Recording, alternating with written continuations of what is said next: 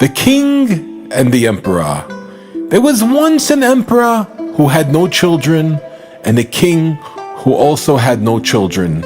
The emperor traveled across far and wide in search of some counsel or medicine to conceive children, and the king also set out in the same manner. They happened to meet in a particular inn, though they were not acquainted with each other. The emperor noted that the king had royal manners, so he asked him, and he informed him that indeed he was a king. The king also recognized the same in the emperor, and the emperor informed him as well. They also revealed to each other that they were traveling for the aim of having children. And so they made a pact that if after returning to their homes, their wives would conceive a son and a daughter, in a matter that they could be married, then they would have them married.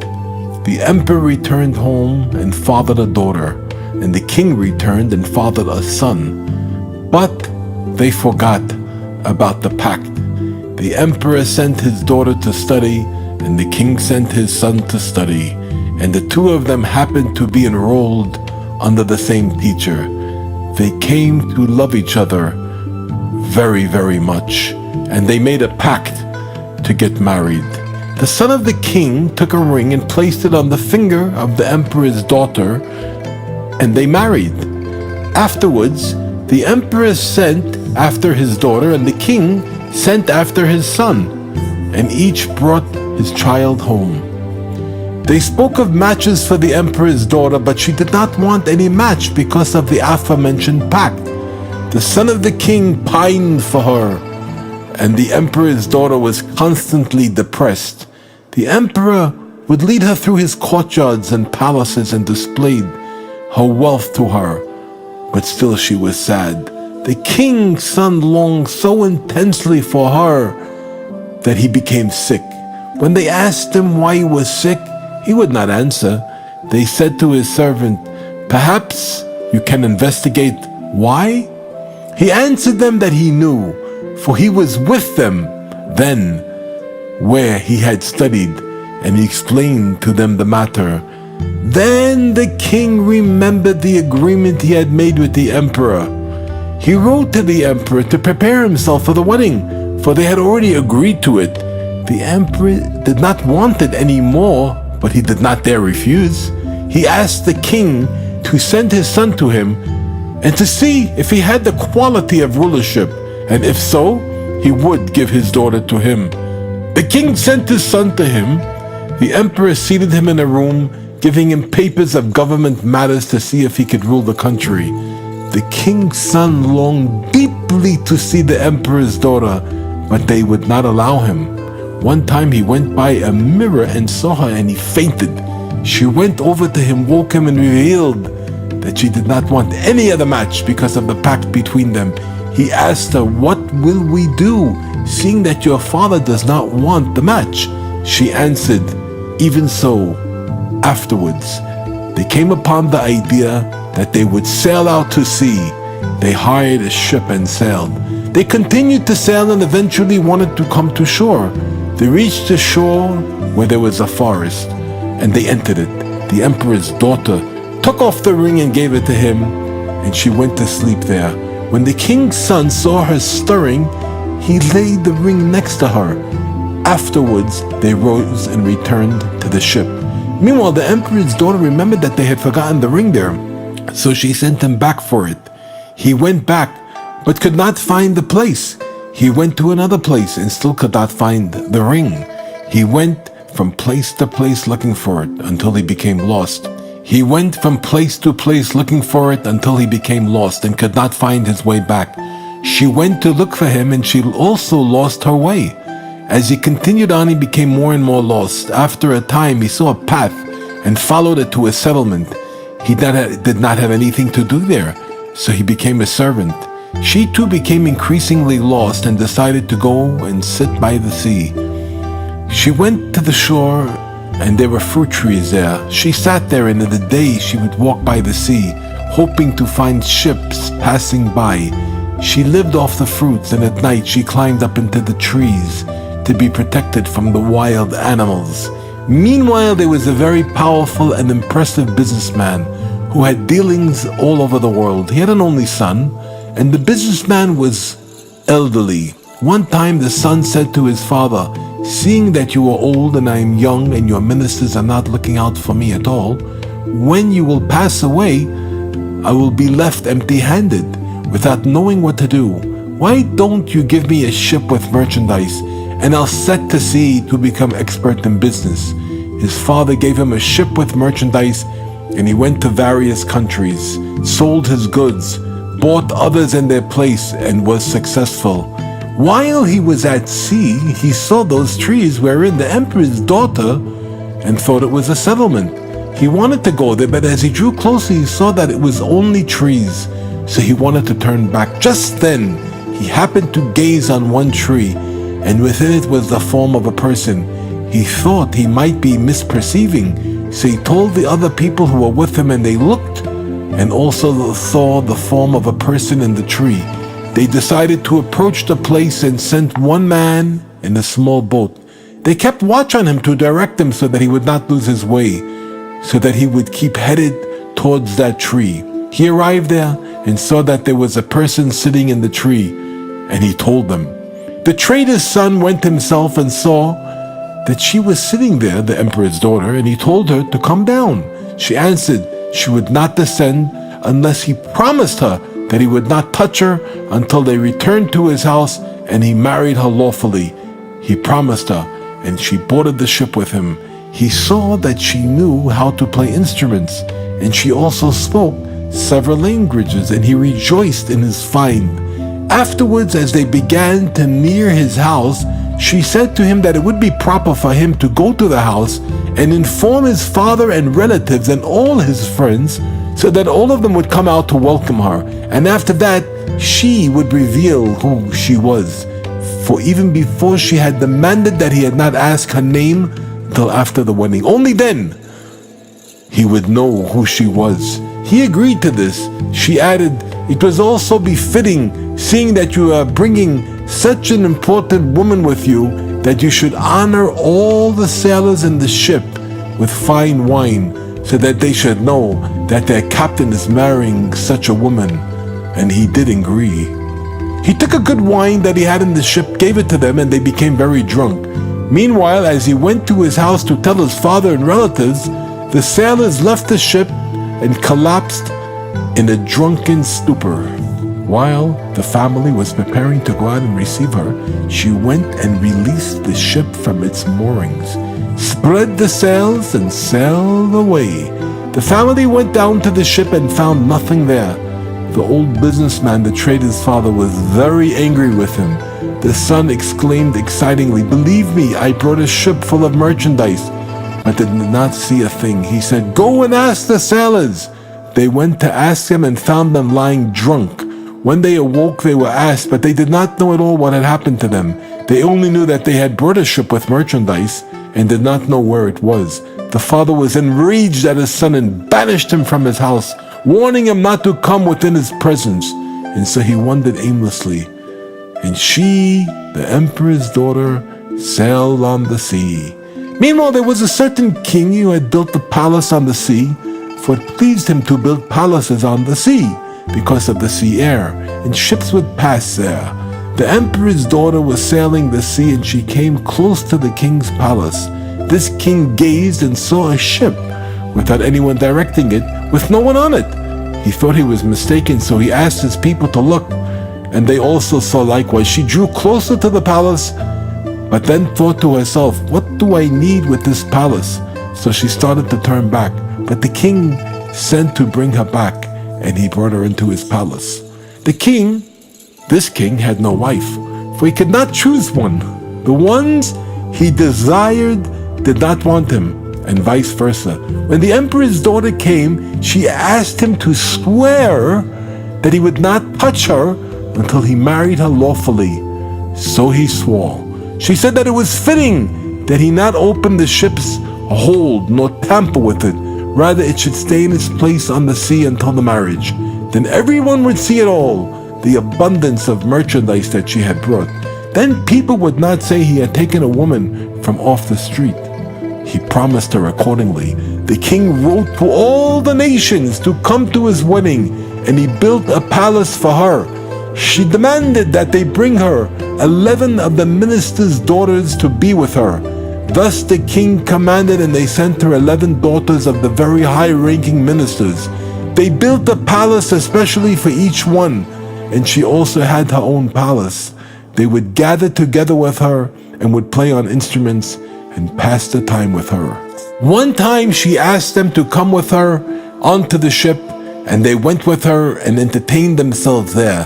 Then she said she would honor them with fine wine that she had, and she gave them from the wine on the ship, and they became drunk and fell into a stupor. Meanwhile, she went and released the ship and spread out the sails and made off with the ship. Now the king and his people looked and noticed that the ship was not there and were shocked. The king said, "Beware not to tell her all at once, for she will be very distressed at the loss of such a valuable ship as that one." For the king did not know that she herself had escaped with the ship and assumed that she was still in her room. She also might think that the king gave the ship to someone. Simply send one of the minister's daughters to tell her with wisdom. They went to one room and did not find anyone, and then to another, and so to all the 11 rooms, and found no one. They agreed to send an elderly mistress in the night to tell her. They went to her room and found no one there. They were very, very shocked. Meanwhile, the fathers of the missing woman, who were accustomed to receiving letters from their daughters, now noticed that they were not receiving any letters. So they went to see for themselves. Upon not finding their daughters, they were enraged. They considered banishing the king and sending him to the prison for those deserving the death penalty. They were the ministers of the nation, having the power to mete out punishment such as this. However, they thought to themselves, "What is the king's sin that he should be in prison? He had no control over the matter." So they agreed to dethrone and banish him. They did, and he went on his way. As for the emperor's daughter, she escaped with the 11 daughters and sailed away in the ship. When the daughters woke up, they resumed their play, for they did not realize that the ship had left shore. Presently they said to her, "Let's return." She said to them, "Let's stay for a while longer." After this, a fierce storm developed, and they said, "We must return home." Then she revealed to them that the ship had already left the shore. They asked her why she had done this, and she explained that she feared the ship would be broken apart by the storm wind. Therefore she had no choice but to unfurl and spread the sails. So they sailed on the sea, and they played their instruments. Then they passed by a palace, and the daughter said to her, "Let's approach it." She did not want to, because she regretted having come near the first palace, the one belonging to the king who wanted to marry her. After this, they saw an island and approached it. There were 12 thieves there who wanted to murder them. The emperor's daughter asked, "Who is the chief among you?" And they introduced her to him. Then she asked him, "What is your trade?" And he answered that they were thieves. She said, "We are also thieves. However, whereas you use brute force, we use wisdom. We are learned in language and in playing instruments. What did you benefit by murdering us? Better to marry us, then you can also acquire all our wealth." She showed him the riches that were in this ship, and her words won them over. The thieves also showed them all their wealth and led them through their whole camp. They agreed that they would not marry all at once, rather one pair after another. Further, that each of the thieves should choose a bride befitting them, the most honored according to his high standing, and so on. Then she announced that she wanted to honor them with a fine and wondrous wine that she had in the ship. She told them that she had intended never to use it, guarding it instead for the day when she would meet her intended match. Then she served them the wine in 12 goblets and asked each of the things to drink from one. They drank, became intoxicated, and collapsed. She said to her companions, "Go now, each one of you, and slaughter her husband," and they did. Then they found incredible wealth beyond that of any king. They agreed not to take any brass or silver, only gold and precious stones.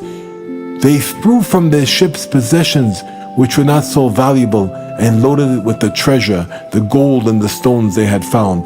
They agreed to cease dressing as women, so they sold for themselves men's clothing and sailed away in the ship. Now, there was an elderly king who had an only son. He married him off and bequeathed the kingdom to him. The king's son said that he and his wife should take a cruise at sea, so that they should be accustomed to the sea air, in case, God forbid, they might at some point need to escape on the sea. He went with his wife and his ministers, and they were very jubilant in a spirit of festivity. At one point, they decided they should strip off all their clothes, and so they did. They left out nothing except their undergarments. They began to dare to climb up onto the mast, the king's son among them. Now, the emperor's daughter came along in her ship and saw this other ship, the ship with the king's son and his company. And at first, she was afraid to draw near it. After coming a bit closer, she saw that they were merrymaking and realized they were not thieves. So they drew nearer. Then she said to her friends, I can bring that bald head toppling into the sea. That is the king's son who was climbing the mast. For he was in fact bald. Her friends replied, but how? We are so far away from them. She explained to them that there is a lens with the power to burn, and she would use one to topple him. She added that she would not topple him until he climbed to the very tip of the prow.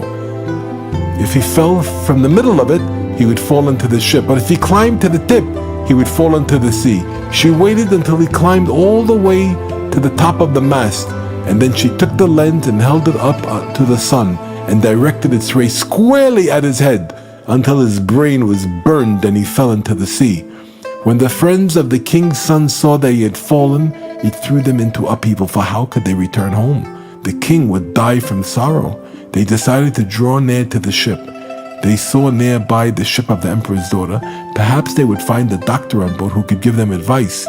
They came next to the ship and told them, the emperor's daughters and her friends, not to be afraid, that they would do them not any harm. And then they asked, perhaps there is a doctor among you who could advise us? They recounted the whole story of how the king's son had fallen into the sea. The emperor's daughter answered that they should retrieve his body from the sea. They went and found his body and retrieved it. Then she took his pulse and said that his brain has been burnt. They cut open his head and saw that it was just as she had said, and they were astonished. They asked her to come home with them and to be the king's doctor, and said she would be very important and esteemed. But she did not want to go. She added that she was not really a doctor, but just happened to know these things. The ministers of the king did not want to return home, so the two ships sailed together.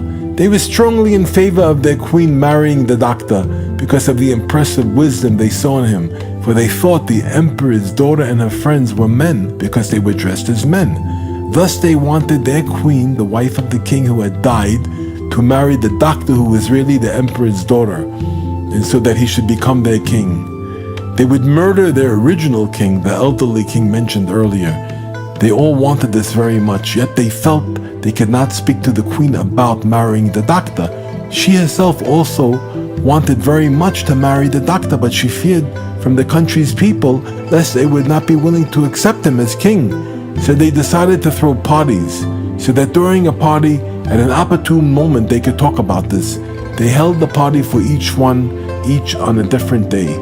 When the day arrived for the doctor, the emperor's daughter's party, she gave them to drink from her aforementioned wine, and they became drunk.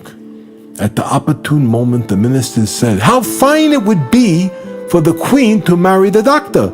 It would be very fine, the doctor replied, but if they would only say it without being drunk. Also, the queen responded, saying how fine it would be for her to marry the doctor, but only if the nation would agree to it. The doctor, that is the emperor's daughter, responded again as before, saying it would be very fine if only they would say it without being drunk. When they awoke from their stupor, the ministers remembered that they had said and were embarrassed before the queen on account of it. However, she herself had said the same. She was also embarrassed before them, but on the other hand, they had also said it. They started to talk about it and came to agree on it.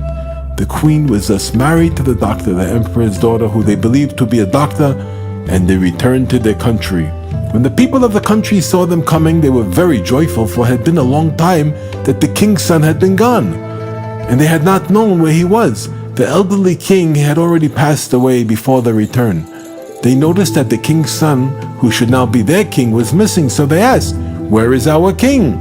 They explained to them the whole story, how he had already died, and they had already accepted upon themselves this new king who had come with them. The people were very joyous that a new king had arrived.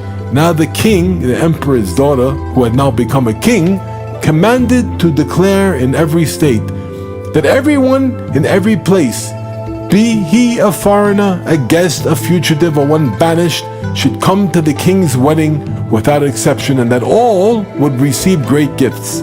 The king commanded that they should dig wells surrounding the whole city, so that when one would want to drink, he would not have to go far, but would find the well right beside him.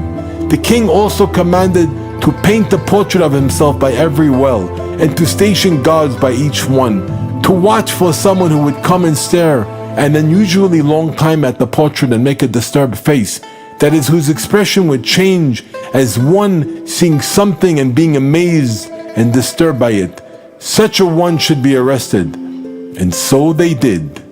The three aforementioned characters came: the son of the first king, who was the true husband of the emperor's daughter, the son of the businessman, whose father had banished him because of the emperor's daughter, who escaped with the ship loaded with merchandise, and the king, who was dethroned also by her doing, for the escape from him with the 11 ministers' daughters. Each one of them recognized her portrait, gazed at it, remembered, and was pained.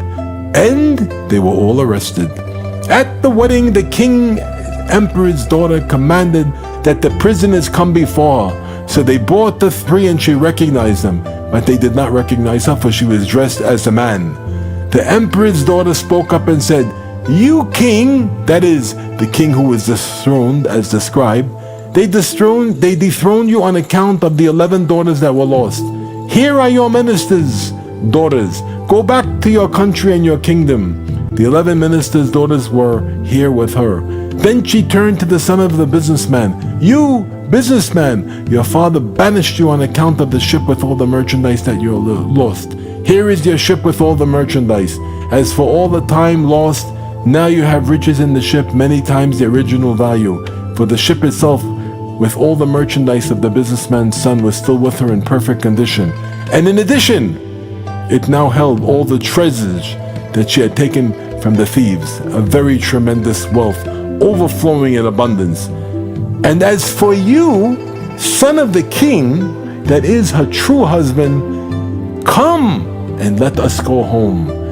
And they returned to their home. Blessed is the Lord forever. Amen and amen.